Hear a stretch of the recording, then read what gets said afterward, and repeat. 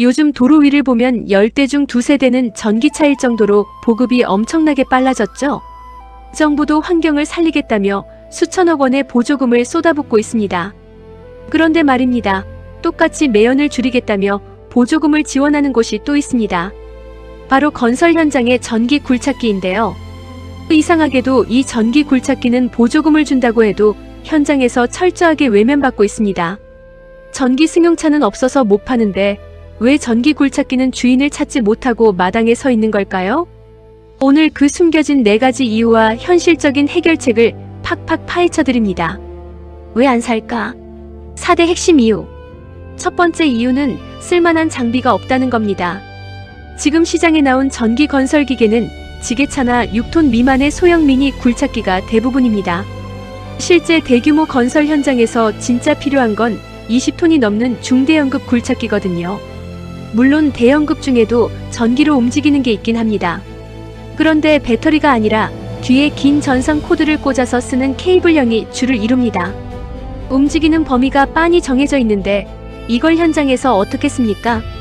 억지로 전기차 실적 채우려고 만든 꼼수 아니냐는 비판이 나오는 이유입니다. 두 번째는 일 좀 하려고 하면 멈춰서는 조루 배터리 문제입니다.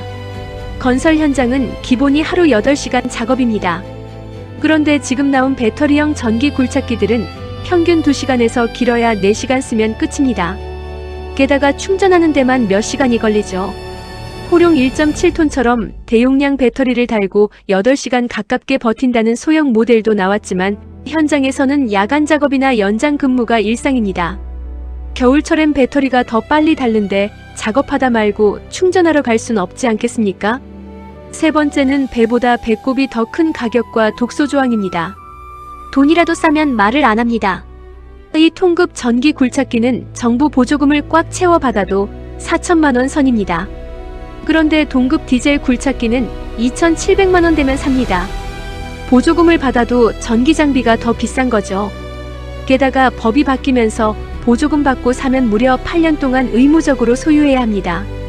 장비 교체 주기가 빠른 건설업자들 입장에선 발목에 쇠사슬을 차는 격입니다.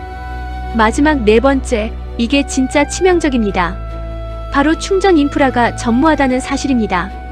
건설 현장은 전기가 넉넉하게 들어오는 아파트 주차장이 아닙니다. 사방이 흙바닥인 산간, 오지나 공사 초기 현장에서는 스마트폰 충전하기도 힘듭니다. 그런데 전기 굴착기를 충전할 수 있는 고출력 급속 충전기, 하이파워 차저 같은 시설이 있을 리가 없죠. 기름은 드럼통으로 넣으면 되지만 전기는 매번 장비를 끌고 시내 충전소로 나갈 수도 없는 노릇입니다. 구조적으로 쓸 수가 없는 환경인 겁니다. 결론, 앞으로 어떻게 해야 할까?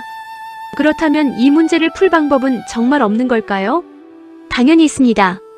우선 현재 볼보건 설기계 등 일부 선도 기업만 만들고 있는 배터리 탑재형 중대형 전기 굴착기 라인업을 국가 차원에서 확 늘려야 합니다.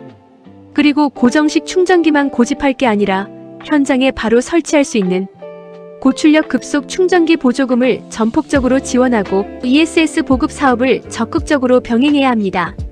여기에 8년이라는 의무 보유 규제를 3년에서 5년 정도로 현실화하고 전기 건설기계 취등득세 감면을 해주는 세제 혜택도 해줘야 합니다. 현재 서울시를 비롯한 일부 지자체에서 공공공사에 전기 장비를 먼저 쓰는 시범 사업을 하고 있는데요. 이걸 지자체 눈치 싸움으로 둘 게 아니라 국가가 발벗고 나서서 법으로 의무화 비율을 정해줘야 초기 시장이 살아납니다. 정부가 단순히 보조금 액수만 늘리는 탁상 행정에서 벗어나 현장의 목소리에 귀를 기울이고 발상을 전환할 때 비로소 친환경 건설 현장의 문이 열릴 것입니다. 오늘 영상이 유익하셨다면 구독과 좋아요, 알림 설정까지 부탁드립니다.